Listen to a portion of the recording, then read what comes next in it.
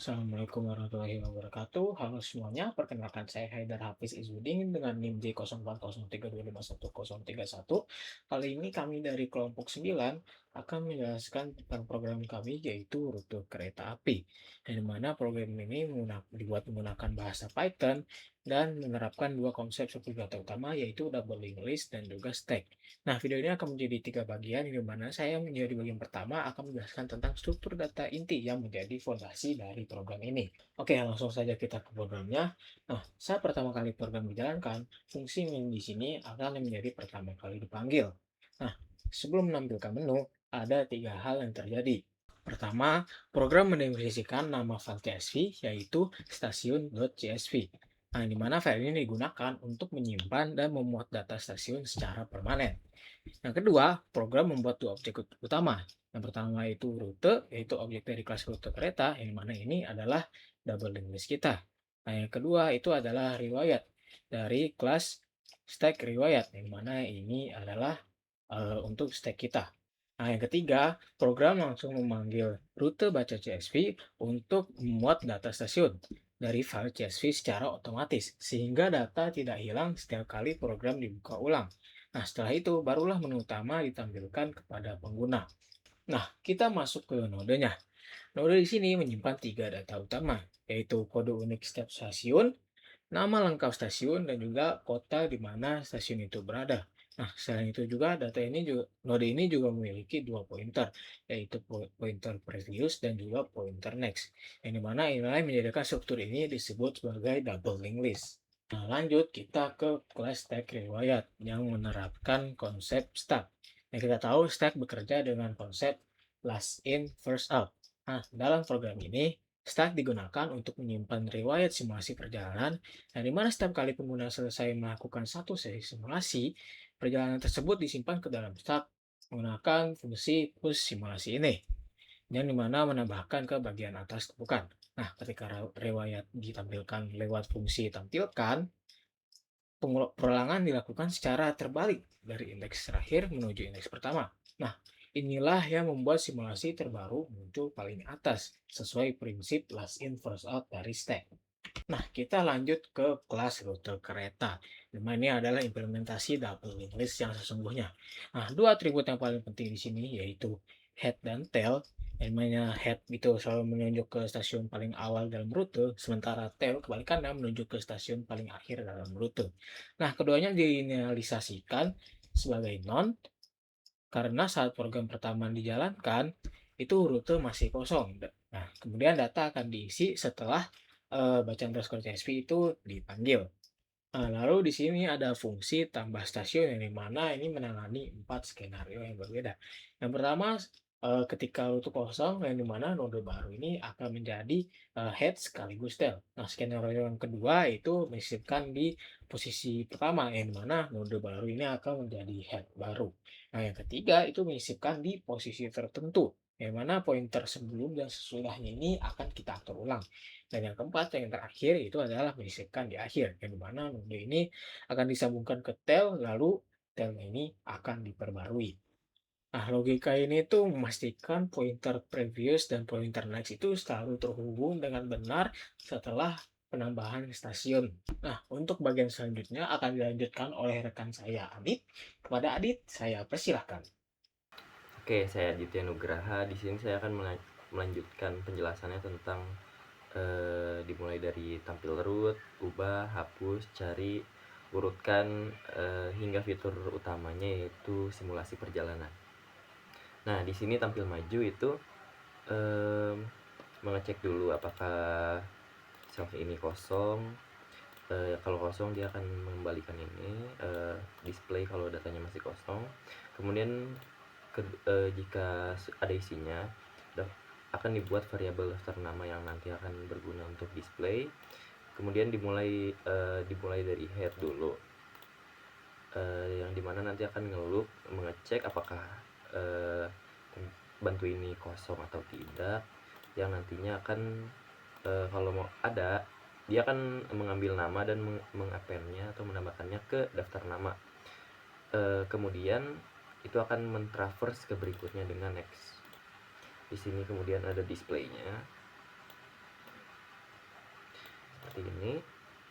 Nah, untuk tampil mundur itu sama seperti tampil maju, tapi bedanya itu dimulai dari tail dulu, dan kemudian untuk melanjutkannya itu dengan previs. Nah, kemudian dicari stasiun. Cari stasiun itu menggunakan keyword mirip dengan cari node, tapi cari stasiun itu mencari kode, nama, atau kota. Di sini outputnya akan berupa display yang sudah diformat. Jadi akan menampilkan kode, nama, dan kota dari stasiun yang sudah dicari. Nah, kemudian diubah stasiun. Diubah stasiun ini itu memanfaatkan cari node untuk traverse-nya dan mencarinya. Dan jika sudah ditemukan, itu akan menampilkan data stasiunnya seperti kode, nama, dan kota. Kemudian ubah stasiun bakal meminta data barunya seperti kode baru, nama baru, dan kota baru. Tapi di sini perlu verifikasi, yaitu kode baru itu tidak boleh sama dengan kode yang sudah ada. Maka di sini dibuat verifikasi dengan if. Dan kemudian ini untuk verifikasi jika kosong, jika inputnya kosong itu tidak akan diganti, seperti itu. Kemudian hapus stasiun. Nah, di hapus stasiun itu memanfaatkan cari node lagi untuk mencari node-nya dan traverse dari node-nya. Kemudian di sini ada 4 skenario. Yang pertama itu jika node adalah satu-satunya data, itu akan menghapus head-nya. Kemudian jika node-nya adalah head, itu akan memindahkan head-nya. Kemudian jika node-nya adalah tail, itu akan memindahkan tail-nya. Dan kemudian jika node-nya berada di tengah-tengah, itu akan mengubah previous dan next dari node berikutnya dan sebelumnya. Kemudian itu di akhir akan menghapus node-nya. Nah, kemudian untuk pengurutannya itu menggunakan bubble sort. Caranya itu pertama semua node-nya itu dipindahkan dulu ke list yang namanya daftar. Nah, kemudian bubble sort itu akan diterapkan yang akan mengubahnya. Kemudian akan ditampilkan kembali di displaynya itu dari daftar yang tadi. Nah, kemudian ada simulasi perjalanan, yang dimana ini dimulai dengan memanggil pilih stasiun awal, yang dimana akan menampilkan daftar stasiun dan menginput posisi awalnya. Nah, di sini itu ada 4 pilihan. Yang pertama itu melanjutkan ke stasiun berikutnya, yang dimana nanti kereta akan dipindahkan ke stasiun berikutnya dan memasukkannya ke riwayat simulasi. Nah, yang kedua juga itu memindahkan ke stasiun sebelumnya, yang akan memindahkannya ke stasiun sebelumnya dengan prev dan memasukkannya ke riwayat simulasi. Dan 3 itu adalah memilih kembali stasiun awalnya. Dan keempat itu keluar dari simulasi dan menyimpan riwayatnya. Baik, terima kasih Aditya Nugroho. Perkenalkan, saya Muhammad Azmi Zaini dan saya akan menjelaskan bagian terakhir dari program ini, yaitu sistem penyimpanan data CSV.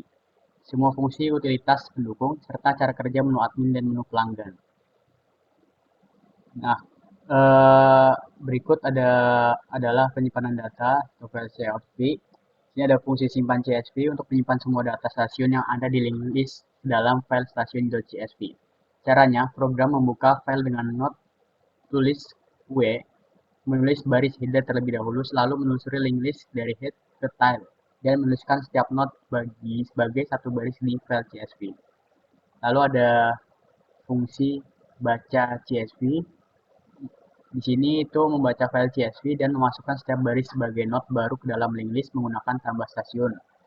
Fungsi ini dipanggil otomatis saat program pertama kali dibuka, sehingga data tidak hilang meski program ditutup. Ada juga pengecekan OS path access, di mana ini sebelum membaca file, ini mencegah program crash jika file CSV belum ada, misalnya saat pertama kali dijalankan. Lalu ada fungsi pembantu atau utility, ada fungsi input angka, dan di sini fungsi ini memastikan input dari pengguna selalu berupa angka dan berada dalam rentang yang valid menggunakan true except value error untuk menangkap input yang bukan angka dan terus mengulang selama input belum valid. Lalu ada fungsi getLStation. Fungsi ini mengambil semua kode stasiun dari link list dan mengembalikannya sebagai Python list. Digunakan oleh menu admin untuk menentukan batas posisi saat menambah stasiun baru. Lalu ada fungsi clear terminal. Ini untuk membersihkan layar terminal menggunakan os.system CLS untuk Windows dan os.system clear untuk Linux atau MAC. Deteksi lewat os.name. Lalu ada wait, fungsi wait. Ini untuk membuka program berhenti sejenak menggunakan timestamp, digunakan untuk memberikan animasi loading dan jeda agar program terasa lebih responsif.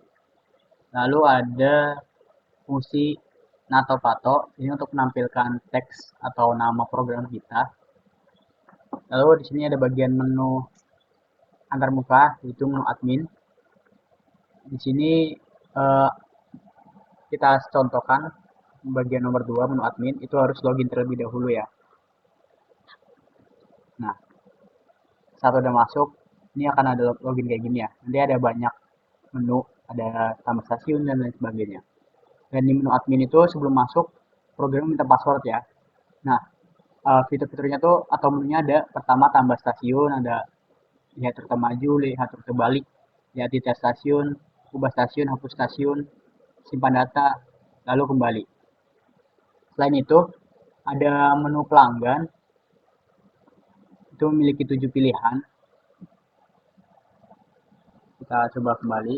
Nah, kita menu pelanggan. Kalau menu pelanggan itu tidak perlu login ya, karena untuk umum. Nah, di menu pelanggan itu ada 7 pilihan tadi. Yang pertama ada simulasi perjalanan, ada lihat rute maju, lihat rute balik, cari stasiun, urutkan stasiun A sampai Z, lihat riwayat perjalanan, sama juga kembali. Nah, di sini nggak ada validasi password ya, seperti yang saya bilang.